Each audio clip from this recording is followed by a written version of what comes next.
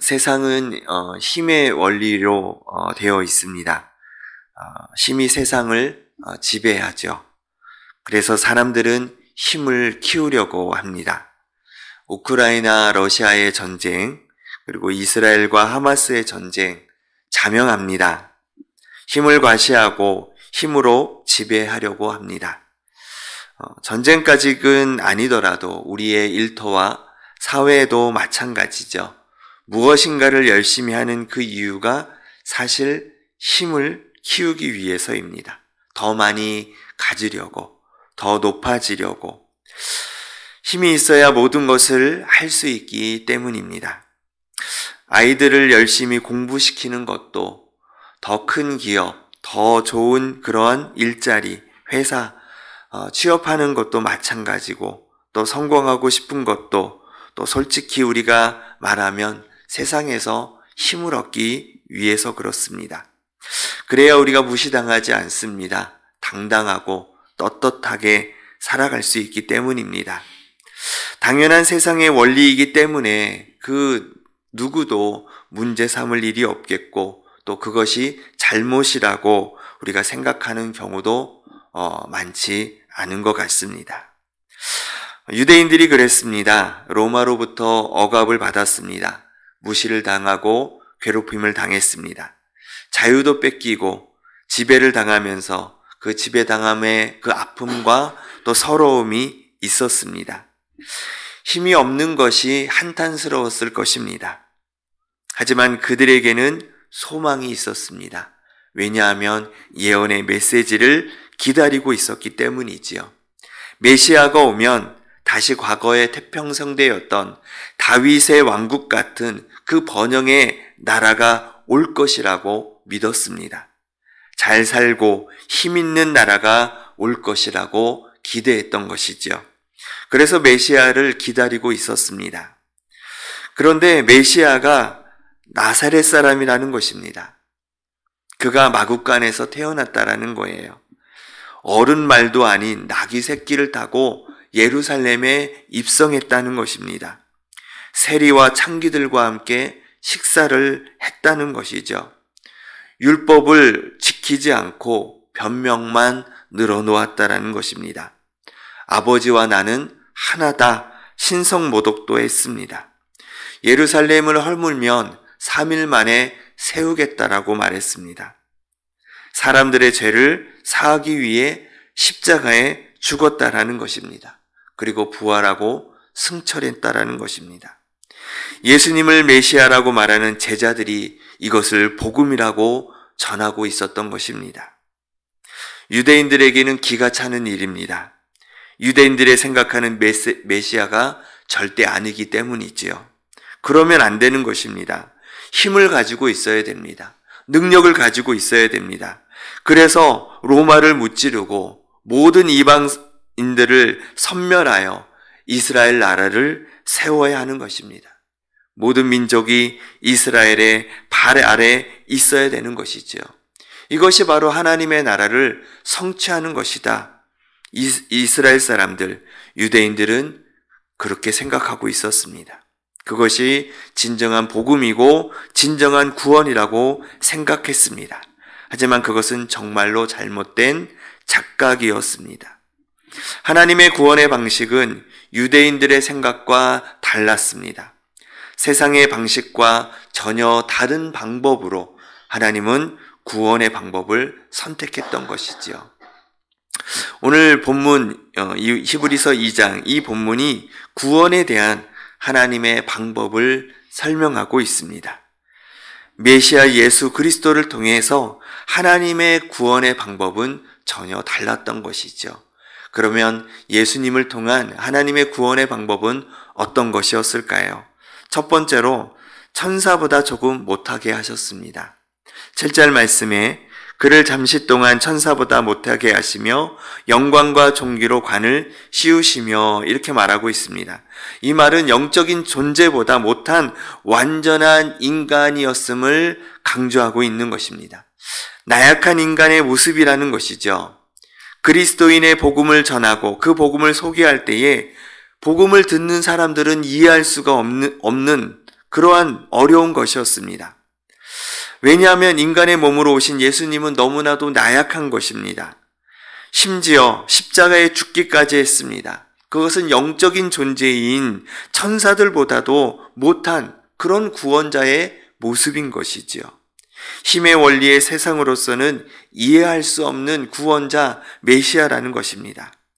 하지만 천사보다 능력이 없어서가 아니지요. 나약한 인간의 모습으로 이 땅에 오시는 것이 인류를 향한 하나님의 구원 사역 가운데의 하나이기 때문이었던 것입니다. 두 번째로 죽음을 통과하셨습니다. 14절 말씀에 자녀들은 혈과 육에 속하였음에 그도 또한 같은 모양으로 혈과 육을 함께 지니심은 죽음을 통하여 죽음의 세력을 잡은 자 곧 마귀를 멸하시며 이렇게 말씀하고 있습니다. 인간이 가장 두려워하는 것이 죽음인 것이지요.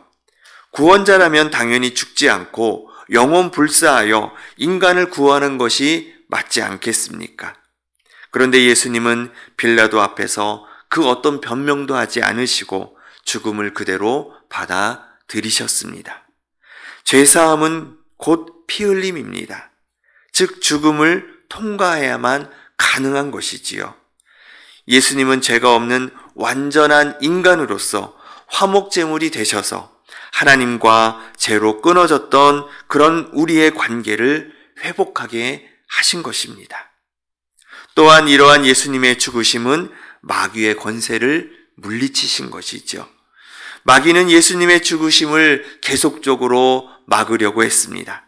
결국 마귀는 패배하고 말았던 것이지요. 이것이 인간을 향한 하나님의 구원 사역 안에 있는 것입니다. 세 번째로 시험을 받게 하셨습니다. 18절 말씀에 그가 시험을 받아 고난을 받으셨은즉 시험 받은 자들을 능히 도우실 수 있느니라 말씀하십니다. 십자가의 죽으심을 향해 가는 그런 과정에는 여러 많은 순환들이 있었습니다. 예수님은 이 땅에 경험하게 되는 모든 고난들을 다 경험하셨습니다.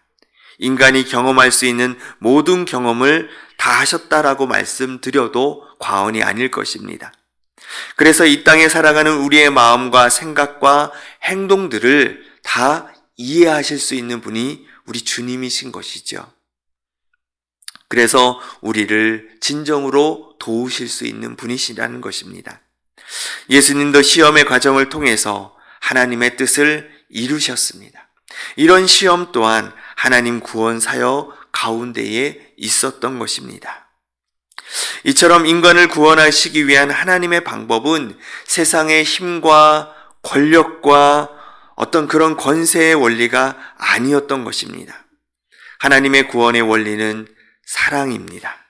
인간을 사랑하셨기 때문에 이 땅에 살아가는 인간들의 삶의 모든 것들을 느끼시고 모든 것을 경험하시고 구원의 은혜를 베풀어 주신 것입니다.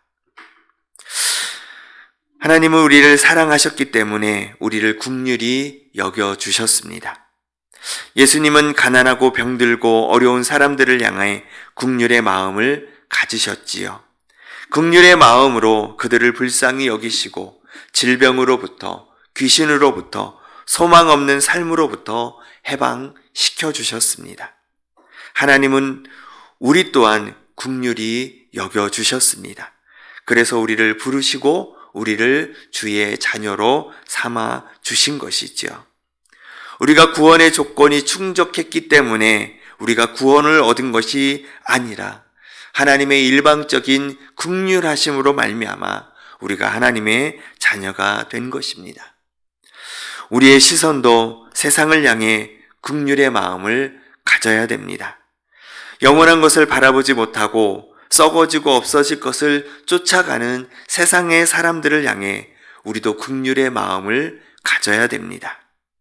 자기 자신만 사랑하고 사람들을 무시하고 비방하고 허물을 들추는 사람들을 향해 우리 또한 긍휼의 마음을 가져야 됩니다. 주님은 세상을 향해 긍휼의 마음을 가지고 우리를 통해서 하나님의 구원의 은혜를 베풀어 주신다라는 사실을 우리는 믿어야 될 줄로 믿습니다. 두 번째로 사랑하시기 때문에 우리를 기다려 주셨습니다. 예수님은 제자들을 기다리셨죠. 제자들을 훈련시키시고 또 가르치시고 복음을 전하는 자들이 될 때까지 그들을 기다리셨습니다. 주님도 우리가 주님 앞에 돌아오기를 오랫동안 기다리셨습니다.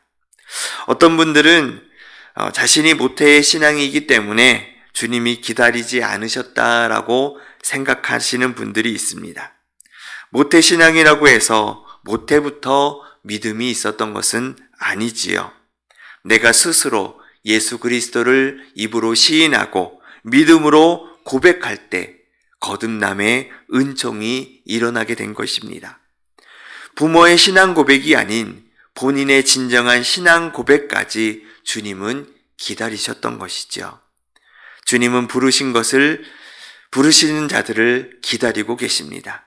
그 기다림 속에 우리는 구원의 은혜를 입은 사람들입니다. 우리도 주님처럼 기다려야 됩니다. 안 믿는 내 가족과 친구와 이웃을 위해 기도하며 기다려야 됩니다. 그 기다림이 벌써 몇 년, 몇십 년 되신 분들도 있을 것입니다. 포기하고 싶거나 벌써 포기하신 분들도 있을 것입니다. 다시 우리는 그 포기한 것을 포기하고 다시 기도하며 기다려야 됩니다. 우리 주님께서 우리의 기도와 또 기다림을 통해서 구원의 은혜를 베풀어 주실 줄로 믿습니다. 세 번째로는 사랑하기 때문에 우리를 용서하셨습니다. 예수님은 우리의 죄를 용서하시기 위해서 십자가를 지셨지요. 십자가는 용서의 사건입니다. 이 용서는 일방적인 용서이지요. 용서를 우리가 구했기 때문에 용서하신 것이 아니라 먼저 용서하셨습니다. 그 용서를 우리가 믿고 깨닫게 된 것이지요. 지금도 주님은 우리를 용서하시고 언제든지 받아주십니다. 우리도 구원의 은혜 아래 용서의 삶을 살아야 됩니다. 예수님은 70번씩 7번이라도 용서하라고 말씀하셨습니다. 용서할 수 있는 사람이 주님의 용서를 경험한 사람입니다. 사람들을 향한 우리의 용서를 통해 하나님은 구원의 은혜를 베풀어 주실 줄로 믿습니다. 이것이 바로 사랑을 통한 하나님의 구원의 방법입니다. 만약에 하나님의 나라가 세상과 같은 힘의 원리로 되어 있었다면 어떻게 되어 있을까요? 하나님의 나라도 신분제도가 있을 것입니다. 세상과 똑같이 힘을 키우기 위해 가진 수단과 방법을 동원하게 될 것입니다. 서로 미워하고 서로 이간질시키고 무한 경쟁이 일어나게 될 것입니다. 이 땅과 별반 차이가 없게 되는 것이지요. 그러면 그곳이 정말 천국이 되겠습니까? 진정한 샬롬이 있는 나라가 되겠습니까? 진정한 이해와 섬김과 사랑이 있는 나라가 될 수 있겠습니까? 그래서 하나님의 나라는 세상과 다른 것입니다. 그러기에 하나님의 구원의 방법 또한 다른 것이었던 것이죠. 이 구원의 비밀을 아는 자만이 구원의 은혜를 받는 것입니다. 예수님은 이 땅에서 나약한 인간으로서 삶의 수많은 고난과 시험을 경험하시고 십자가의 죽으심으로 하나님의 구원을 성취하셨습니다. 결국 하나님께서 예수님을 모든 만물보다 뛰어나게 하셔서 영광과 존귀를 주셨고 모든 만물을 그 발 아래 복종하게 하셨습니다. 예수님을 믿는 우리도 또한 연약하고 부족한 인간이지만 예수님을 믿는 믿음을 가지고 삶의 여러 가지 시험과 고난을 통과하며 살아갈 때 참된 구원과 영생의 상급이 우리에게 주어진다는 사실을 믿으시기를 바랍니다. 예수님을 믿고 구원의 은혜를 받은 우리는 하나님 나라의 영광에 참여하는 자들이 되었습니다. 그래서 우리가 받은 구원이 헛되지 않도록 믿음을 지키며 살아가야 될 줄로 믿습니다. 오늘도 구원의 은혜를 누리시기를 바랍니다. 오늘도 구원의 은혜를 흘려보내시기를 바랍니다. 하나님께서 우리를 통하여 구원의 능력을 베풀어 주실 줄로 믿습니다. 기도하겠습니다. 하나님, 세상의 방법이 아닌 하나님의 나라의 방법으로 우리를 구원해 주시니 참으로 감사합니다. 그 나라는 연약함과 나약함과 또 여러 가지 많은 시험을 당하고 또 우리 인간이 늘 고통스러워하고 괴로워하는 하나님 그 구원을, 그 죽음을 통과하는 것, 그것이 예수 그리스도가 이 땅에 보여주신 우리의 구원의 모습이었음을 우리가 볼 때에 세상의 방법과 세상의 생각으로는 도저히 이해할 수 없는 그 구원의 비밀을 우리로 하여금 깨닫게 하여 주시고 믿어지게 하여 주시고 우리가 주님의 자녀로 세워주게 하시니 참으로 감사합니다.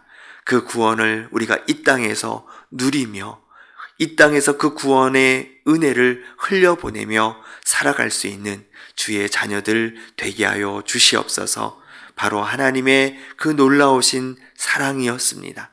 그 사랑이 아니고서는 우리의 구원이 완성이 이루어질 수 없었음을 우리에게 직접 이 땅에서 보여주셔서 감사합니다. 우리 또한 주님이 주신 그 사랑에 힘입어 세상을 향해 그 사랑의 빚진 자로 살아갈 수 있도록 주님 도와주셔서 그 사랑을 흘려보냄으로 말미암아 구원 얻는 자들이 날마다 더해지게 하여 주시옵소서. 그래서 오늘도 우리가 그 구원의 자녀답게 살게 하여 주시고 그 구원을 누리며 주님의 영광을 올려드릴 수 있는 복된 하루 되게 하여 주시옵소서. 하나님, 태국에 계시는 우리 목사님과 우리 장로님들 모든 하나님 당회 수련회 가운데에 함께하여 주시고 모든 일정 가운데에 성령의 은혜가 있게 하여 주시옵시고 또 한 마음과 또 한 뜻이 되어서 하나님 또 내년도를 개혁하는 모든 과정들이 조금 더 흔들림이 없도록 주님께서 붙들어 주시고 은혜를 베풀어 주시옵소서.